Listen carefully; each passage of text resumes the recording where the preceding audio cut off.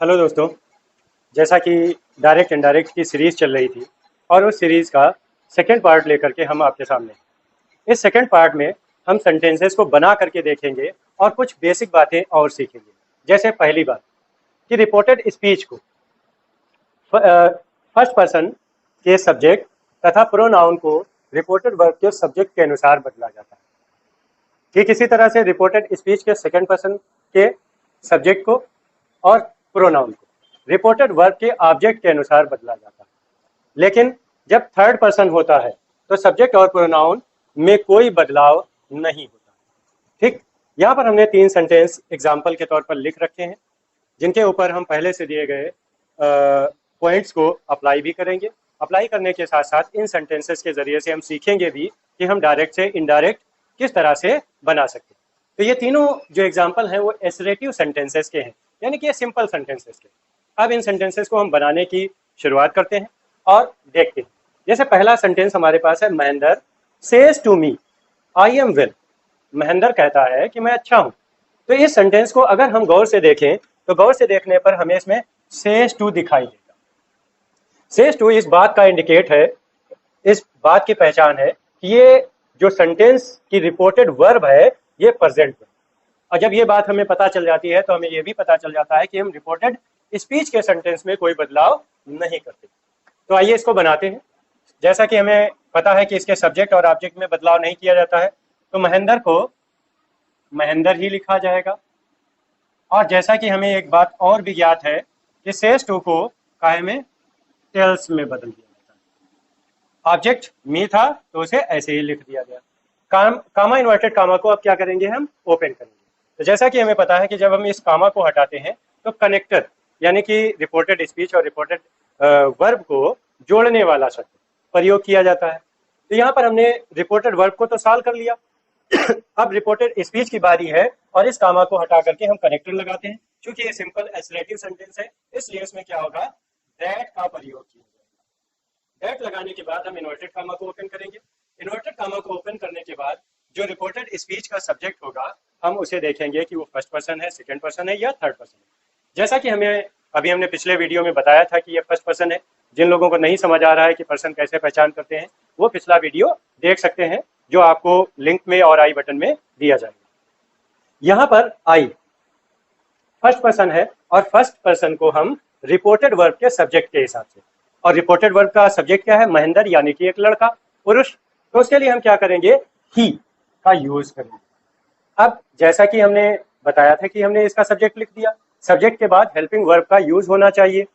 तो अब हम देखते हैं कि हमारी रिपोर्टेड वर्ब प्रेजेंट में है, तो इसका मतलब ये है कि जो हमारा सेंटेंस था जिस भी काल में, उस काल में ही बना रहेगा, उसमें बदलाव नहीं होगा। तो ये क्या बनेगा, ही के साथ प्रेजेंट काल में क्या यूज किया जाता है, इज, और बाकी बचा हुआ हिस्सा ही इज वेल। तो ये एक हमारा पहला सेंटेंस पूरा होता है। अगले सेंटेंस को बनाते हैं, ही विल से टू, ठीक, I gave him a book. तो अगर हम यहां पर देखें तो ये सेंटेंस विल से इसमें दिया गया, और विल से हमें बताता है कि ये सेंटेंस फ्यूचर में, और पहले वीडियो में हम बता चुके हैं कि प्रेजेंट और फ्यूचर के जो भी सेंटेंस होंगे उनमें हम कोई बदलाव, समय का कोई बदलाव नहीं करेंगे। तो इसमें भी वही होगा। तो विल से को काय में ही का ही रहा, और विल अपनी जगह पर रहा, और से टू को हम काय में बदल देंगे, टेल्स में। ऑब्जेक्ट हमारा क्या था, मी, तो मी ही रहा। जैसा कि हम जानते हैं ये एसरेटिव सिंपल सेंटेंसेस है, तो हम दैट का यूज करेंगे। अब यहां पर हमारे पास सेंटेंस था, I gave him a book. जैसा कि आपको पता है कि यहां पर ये पास्ट में सेंटेंस दिया गया, तो इसके हिसाब से ये क्या हो जाएगा, ही। क्या हो जाएगा, ही। आई फर्स्ट पर्सन है तो सब्जेक्ट के हिसाब से सब्जेक्ट क्या था, ही, तो ही के हिसाब से ही हो जाएगा। और चूंकि ये सेंटेंस फ्यूचर में था तो फ्यूचर के लिए क्या नियम है कि हम रिपोर्टेड स्पीच के सेंटेंस के काल को चेंज नहीं करेंगे। तो ही के साथ गिव हिम ए बुक, ये हमारा सेंटेंस कंप्लीट हो गया। तो दोस्तों ये सेंटेंस क्या बना, he will tells me that he give him a book. फिर अगले सेंटेंस की तरफ बढ़ते हैं। Mahendra said to me I have just posted the letter. तो यहां पर अगर हम देखें तो इस सेंटेंस में सेड टू आया है, जो इस बात को बता रहा है कि इस सेंटेंस की रिपोर्टेड वर्ब पास्ट में। तो यहां पर महेंद्र सब्जेक्ट, महेंद्र ही रहा हमारा। सेड टू को हम काहे में बदल देते हैं, टोल्ड में। और ऑब्जेक्ट क्या था, मी, तो मी को हमने मी ही रहने दिया।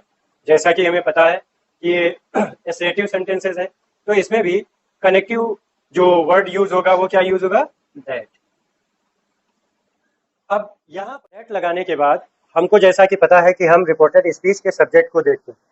रिपोर्टेड स्पीच का सब्जेक्ट फर्स्ट पर्सन था, तो महेंद्र के हिसाब से उसे चेंज किया जाएगा, जैसा कि बार बार वीडियो में मैंने बताया है। तो महेंद्र के हिसाब से आई चेंज हो जाएगा ही में।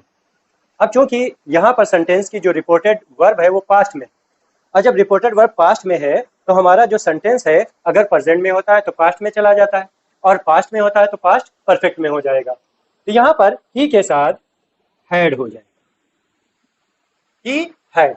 अब यहाँ पर एक वर्ड आया है जस्ट।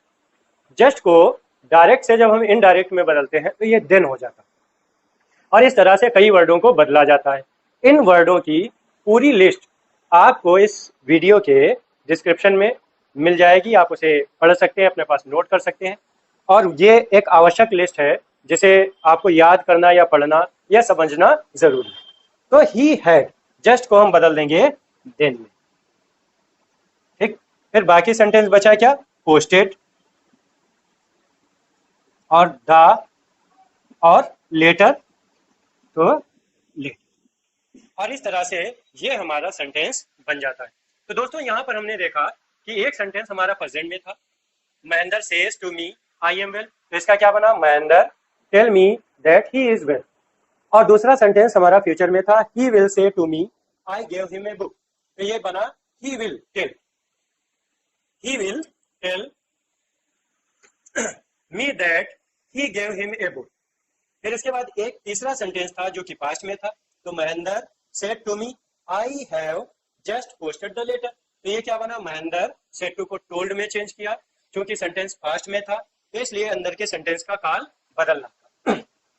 तो दैट, फिर आई को बदल लिया, ही हैड हो गया, फिर जस्ट को हमने बदला, देन हो गया, और बाकी बचा हुआ ऐसा पोस्टेड द लेटर इसके साथ जोड़ दिया गया, और ये हमारा सेंटेंस पूरा हो गया। इस तरह के ही अब हम आगे चल करके इंट्रागेटिव और इम्परेटिव, ऑप्टेटिव टाइप के सेंटेंस भी डायरेक्ट से इनडायरेक्ट बनाना सीखेंगे। इसलिए आप हमारे वीडियो की इस सीरीज को देखते रहिए, और इस पूरी सीरीज को देखने के बाद मैं आपको विश्वास दिलाता हूं कि आप डायरेक्ट इनडायरेक्ट में कोई भी चीज मिस नहीं करेंगे और इनसे मिलने वाले अंकों को 100% हासिल करेंगे। धन्यवाद दोस्तों।